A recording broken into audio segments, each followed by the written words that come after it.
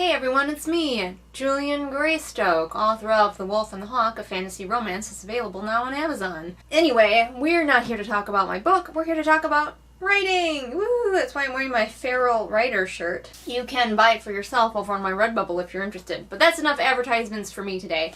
Today we are going to talk about a question that someone asked me on my channel, which is, how do you write a good first chapter? Or even, how do you write a good first, second, and third chapter? Because those chapters are so important. As we've discussed in previous videos, the beginning of your book is what's going to hook an agent. So, how do you write that? What makes it engaging? And we're going to talk about it. Now, first of all, I want to make one thing abundantly clear. While I am a prolific writer with a lot of experience under my belt, I am also not the god of writing. So everything I say here is to be taken as advice and not gospel. Things I say that might be helpful to one person are completely unhelpful to the next person. So go into this knowing that and take out of this whatever is helpful to you. Something else that I also want to make clear is just because I'm giving my advice and sharing thoughts does not mean that I think I myself am a master of any of these techniques. Just because we writers know how we should probably use them doesn't mean that we are perfect at using them ourselves. First, I just want to reiterate that beginnings are fucking hard. Beginnings are difficult. Like, give yourself some credit for writing one at all. You're trying to figure out how to introduce a character or characters. You're trying to figure out how to get to their conflict. You're trying to figure out how to show what their life is like. There's so much that you feel like you have to pack into those first chapters, and balancing all of that while trying to keep it interesting is like a horrifying tightrope. It's like walking on a tightrope while there are definitely alligators down below, and also up above you, buzzards are circling. So with your first chapter, there are, of course, a couple of the big no-nos. Again, everything with a grain of salt. For some books this might work, but don't assume that you're the exception to the rule just because you really want to be. So things like a character waking up from a dream, a character spending an entire chapter just going about their regular day with nothing else, a character waking up and staring at themselves in the mirror to immediately describe themselves. Those are a lot of the big newbie mistakes that we definitely need to be on the lookout for. The thing you want to do with just about any book, and of course we'll talk a little bit about how this will vary by genre, is you want to get to your inciting incident as soon as you can, which could also mean hinting at your inciting incident as soon as you can. I'm just going to use the example of the Hunger Games here. Right away, we are given hints of what the inciting incident might be. The inciting incident being when Katniss volunteers for Rue and gets put into the Hunger Games. But from the very beginning, we know that the Hunger Games are a looming threat that's going to happen. And so, even as we're watching Katniss go about her day, we're watching her go about a day where we know, we're promised very clearly, that there's about to be an inciting incident. So if you can get that inciting incident into your first or second chapter, that's going to be the best. The thing is, a lot of people will also be forgiving if you have an inciting incident, and then you maybe have to pull back and go a little bit slower then. Now, obviously, you don't want to drag, but if you need to pull back a little bit, people will be more forgiving because at least you've told them what the story's going to be about. A big problem with those very slow beginnings where you just watch the character go about their day is that the reader is sitting there going, what the fuck is this story about? Because one chapter is not enough to make your reader care about your character, enough to follow them no matter what. So you really need to try to get what this story is about as soon as you can. If I may use the example of The Wolf and the Hawk, it begins in the first chapter with Rioni being told she's going to have to go marry the king of Ged. So we get right down to what is happening in this book. Make sure all of your early scenes are doing something. Like we just talked about, it can be really tempting to be like, well, I'm watching my character do all the boring parts of their day because you're getting to know them. But are you? Are you? A lot of writers fall into the trap of feeling like they need to get their main character or characters introduced fully at the very beginning of the book, when in reality, the reader can get to know the character throughout the book. There's never really a time when the reader needs to stop getting to know the character. Now, obviously, you can't have your character begin acting wildly out of character for no reason, you don't have to get every tiny nuance of them out right away. Let that come out slowly as the story continues. Nigel is here to hit me in the face with his tail, because that's helpful. One thing you learn about Nigel right away is that he's going to hit me in the face with his tail. So basically what I'm saying is watch out for needless front filler. And this is something that you might be able to just go back in and get rid of as your story continues. If you're a pantser, especially like me, you might not know exactly what you're planning to include later in the book, and so you might include too much of it at the beginning. But the nice thing is that you can always go back in and edit and get rid of the stuff that you explain later in the book. What are they doing in this very moment?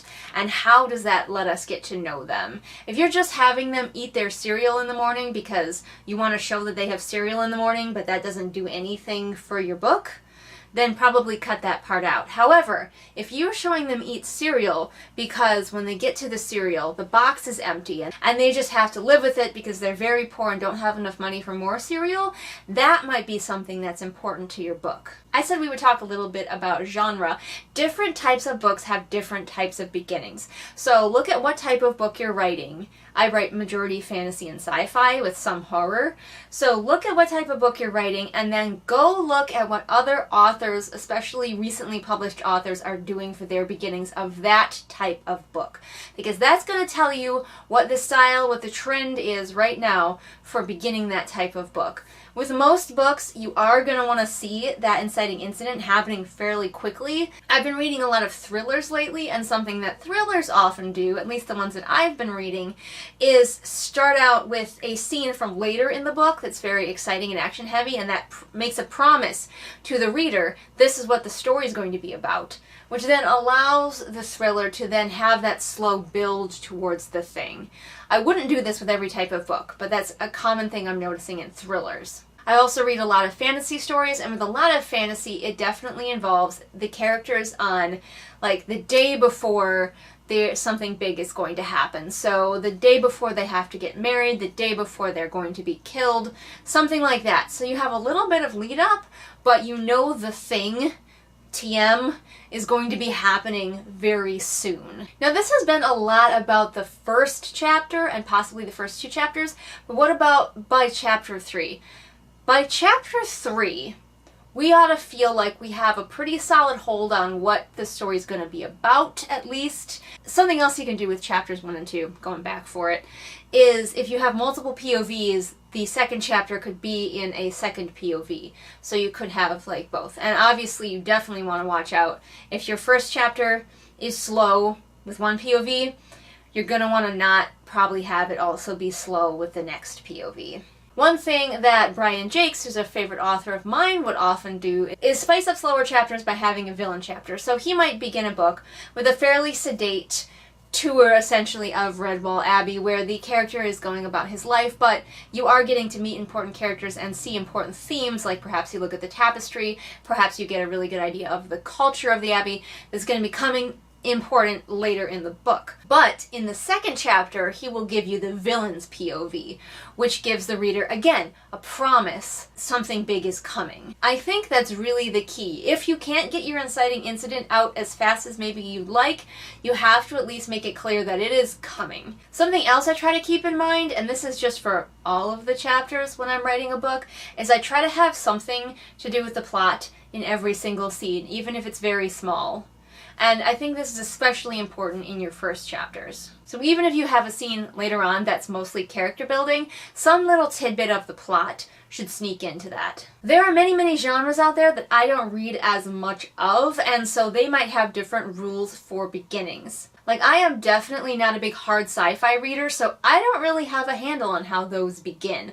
So definitely look at the genre that you're planning on writing and go read some beginnings to see what other people are doing. As a writer, reading is one of your best tools, in my opinion. Thanks so much for watching. I hope this was helpful. If you're interested, a while back I did a couple of videos, maybe 3, I can't remember, where I look at the first 5 pages of a whole bunch of books to see how they are beginning, and most of them are YA, so keep that in mind. But if you're interested in looking at just a whole bunch of random books, simulating a slush pile for an agent, and seeing what people are doing with their beginnings to hook agents, then definitely check out those videos. I will try to remember to link them in the doobly-doo, and they will be linked at the end, or at least one of them will be linked at the end of this video. If you liked what you saw here, I post new videos at least twice a week, so go check those out. There's a lot here on the channel. And if you want even more content from me, you can support me over on Patreon, where for as little as $1 a month, you get access to exclusive content not seen here at the regular channel. Plus, you help support me self-publishing my own books. All the links to my social media are in the doobly-doo for ease of your clicking. Thanks so much for watching today. Please feel free to add any advice you have about first chapters, especially for genres I'm not as familiar with, down in the comment section. And I will see all of you again next time with whatever it is I happen to be doing next time. Bye! It has come to my attention that there may be a few people left in the world who do not know who my patrons are, and this will not stand. My patrons are Belle, Anne-Sophie, Callison, Ray, Artemis, Shelby, Zaire, Jesper, Irene, Scribbling Cat, Savvy, Jenny, Amanda, Lisa, Sarah, Anna W., Anna C., Light Julie, OS, Lennox, Kit, Hayden Glade, and Persephone. There, consider yourselves educated on the best people in the whole world. You're welcome. I am the writer of fictions. I am the heart that you call home. And I've written pages upon pages, trying to rid you from my bones.